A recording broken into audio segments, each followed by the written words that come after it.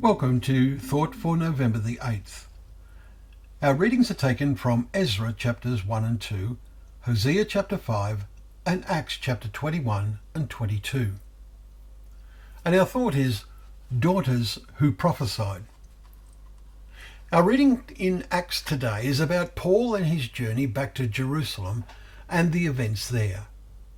Luke, who was with him, records that when they came to Caesarea, we entered the house of Philip the evangelist, who was one of the 7. See Acts chapter 6 and verse 3. And they stayed with him. And he had 4 unmarried daughters who prophesied, we read in chapter 21 verses 8 and 9.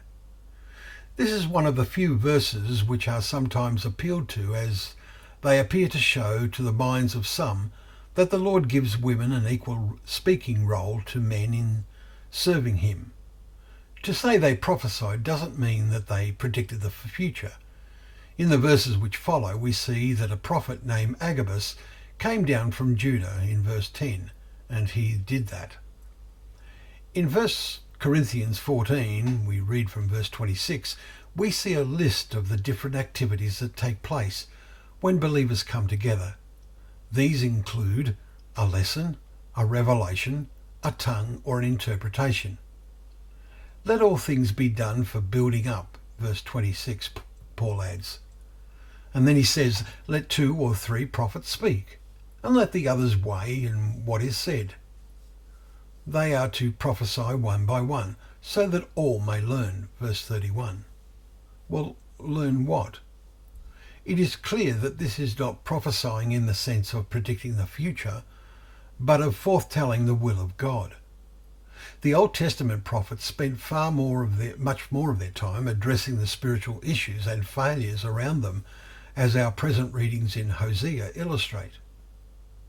To the Romans, Paul wrote, "For whatsoever was written in former days was written for our instruction, that through the encouragement of the Scriptures we might have hope." So looking at the prophets, such as Hosea, would be a source of instruction. Now in the next verses, 1 Corinthians 14, Paul makes the point, as in all the churches of the saints, the women should keep silent. They are not permitted to speak. Verses 33 and 34. Now, Philip, as an evangelist, would almost certainly have access to the scriptures written in former days. Such scriptures would be scarce, since they were all hand-copied onto valuable vellum. It seems most probable that his daughters would also see and keenly read them. So we conclude, when they prophesied, these scriptures were the inspiration and source of much of what they said. But this would not be when the believers came together in worship. We live in a world full of competition between individuals, but the life of believers should be one of teamwork. This was illustrated in our readings in Acts chapter 18, 2 days ago, in the actions of a husband and wife team. When they, Priscilla and Aquila, heard him, Apollos, they took him and explained to him the way of God more accurately. Verse 26. The fact that Priscilla is mentioned first probably indicates she had the greater ability to do this.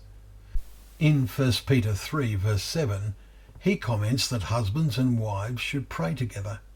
It is teamwork in all situations that bring us closer to God.